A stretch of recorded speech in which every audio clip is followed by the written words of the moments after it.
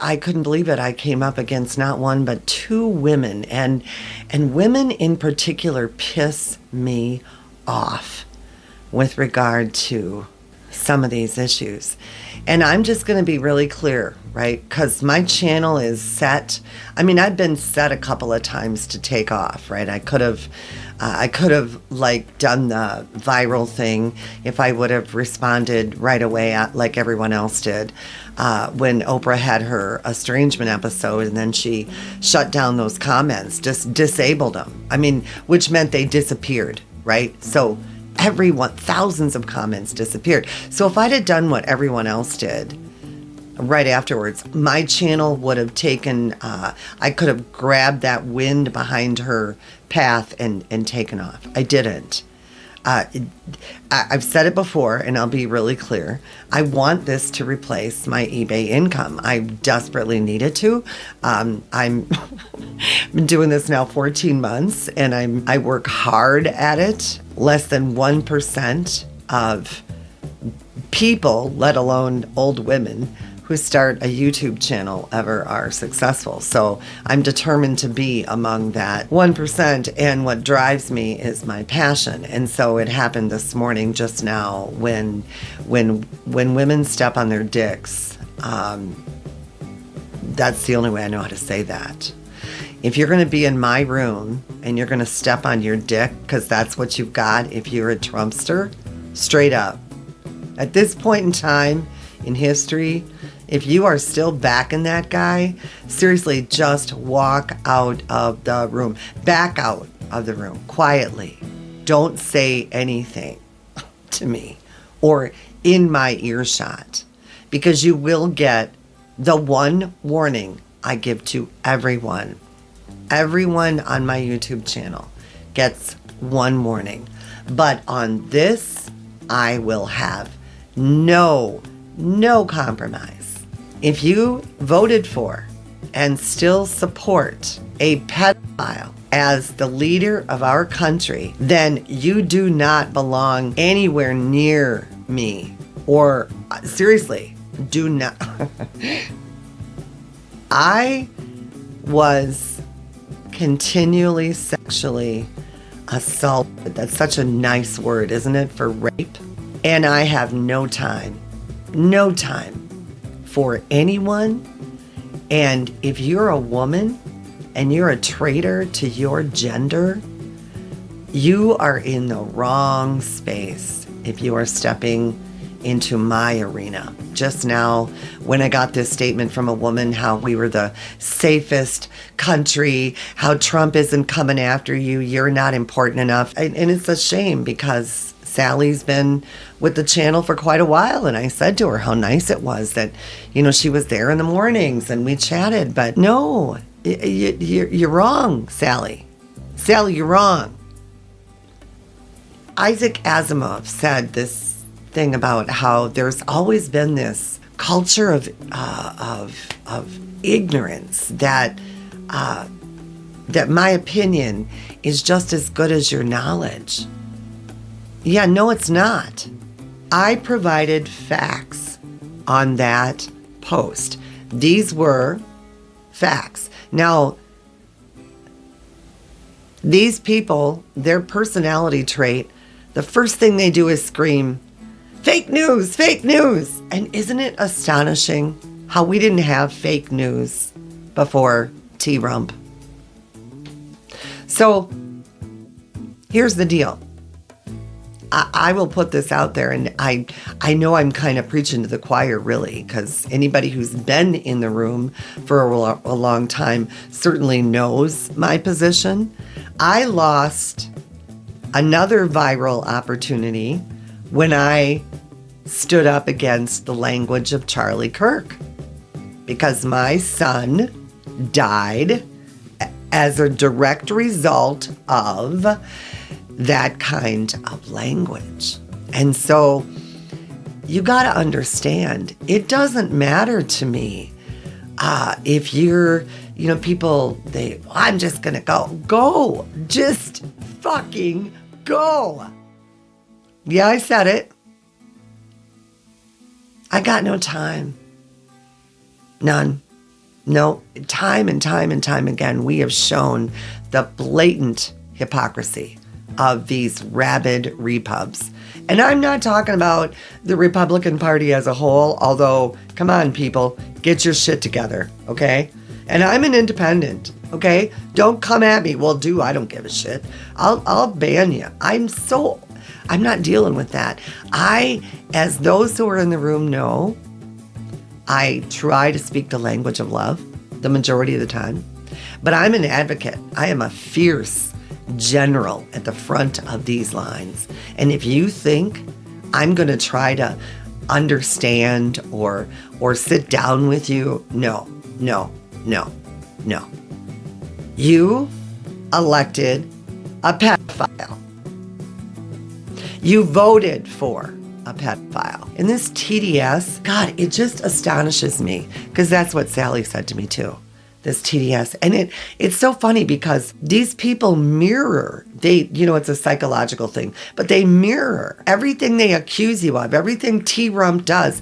That's what he does. When he says it, he does it. Why do you think he wants to go to war with Iran? Everything is mirrored. And so this TDS, no, that's you people.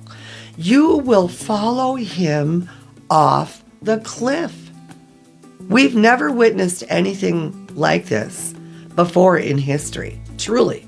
There's never been. I called it from the very beginning. I said it's a cult. Absolutely. And there are 3 factions, okay? And I met 2 different kinds of the factions today. One of them was a woman who said in response, she was in one of those raging repub patriot groups. Anyway, she said, I don't care about men and their dicks. All I care about is my money and me. Well, there's faction number 1. That's the filthy rich and the trying to be filthy rich. Money is their God, okay? They support that man.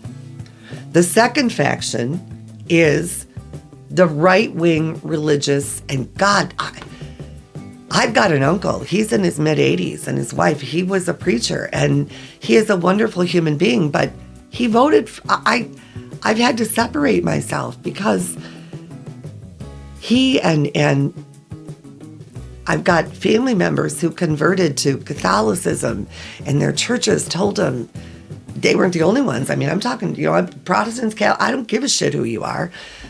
Y'all screwed up. You screwed up.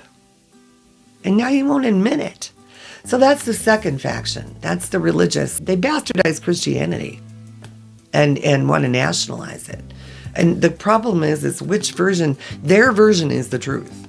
Their particular version. Everybody else is wrong. Blah, blah, blah. Drives you crazy, doesn't it? And then there's the third faction. And that's the deliverance cult faction. These are the people, I lived among them. I know them. Many of them never voted, didn't give a crap about voting ever. But they'd sit around and piss and moan and drink and, and just, they just are very irresponsible. They're unbelievably opinionated. Anyway, they all came running from the hills when he did his little Peter Piper flute song that called them all out and told them he was going to close the borders, because millions of them were coming over the borders and raping their wives and the previous presidents all took out as many immigrants out of this country very quietly and lawfully as this man, except he's putting them in like concentration camps and tearing kids from their fathers, and y'all are okay with it. And Alex Pressey, who had a gun in his back, he legally carried a gun. Y'all are about the Second Amendment, right? Screaming and hollering about the Second Amendment. And then the second he is assassinated, because he was. Oh, no, he shouldn't have had a gun. What? See, that's just it. We're done. We're done trying to reason with people like you, because you changed the goalposts. And you're just, God, misery loves company, doesn't it? It really, really does love company. And when I mentioned in an episode not long ago, I'd gone to see my therapist for like a checkup, head checkup. And he did. And this is why I admire him. So he said, Deb, I was wrong, And he was so sad. It's that loss of innocence that you see in people when they realize that it's just really sad. And in 1 in 3 single mothers in this country lives in poverty. Look, I'm no good at gaslighting. I never have been. I don't tolerate it. And this woman, whether she realizes it or not, the one that just responded, that caused me to sit down in front of this camera and say, look, you guys, enough. Don't even bother to step into the room. Because I'm just so over it. It's like a cancer. It's like a poison if you allow it in. And the wild thing is that when I'm exposed sometimes to the other side, right? And when I say the other side, I don't mean like Republicans and Democrats, although it usually splits down that way for whatever reason. But when I'm exposed to them, it's like these people are filled with hate, just this heavy, heavy hate. And it boils down to fear. It's fear. Everything in life boils down to either love or hate, right? Fear or love. Everything. Fear-based or love-based. And all of this stuff that comes out of that ugly side that keeps building up the pus and the cancer and the ugliness, it all is fear-based. It's all about stoking up your fears. It's just an awful, awful way to live. So whether you're an estranged mother or grandmother or someone who's experienced, well, I will say women, I'm talking mostly women, although I was surprised. There are 20-some% of men in this room, so I don't know why I should be surprised, because I'm expanding into what I always intended to do. I started off with estrangement because that topic chose me, but there's so much more than that. I mean, we are all just traumatized and we got to deal with it. And we got to use tools to get through it. And that is what today's episode was going to be. And the next one will be is, 10 of my top tools that I use to get through this crap. None of this is normal, you guys. Really, none of it. It's just not. So anyway, I think that's about all I have to say. I just wanted to lay it on the line. I'm just over it. I'm over it. These people cannot be compromised with, rationalized with. They are cognitively dissonant. They choose willful ignorance. Just like this woman, Sally. God love her. I don't know her.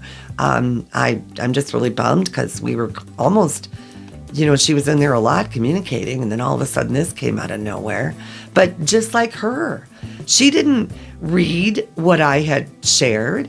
She didn't take in the facts that women in the United States are among the most dangerous, their safety. It's like she just chooses to believe something else.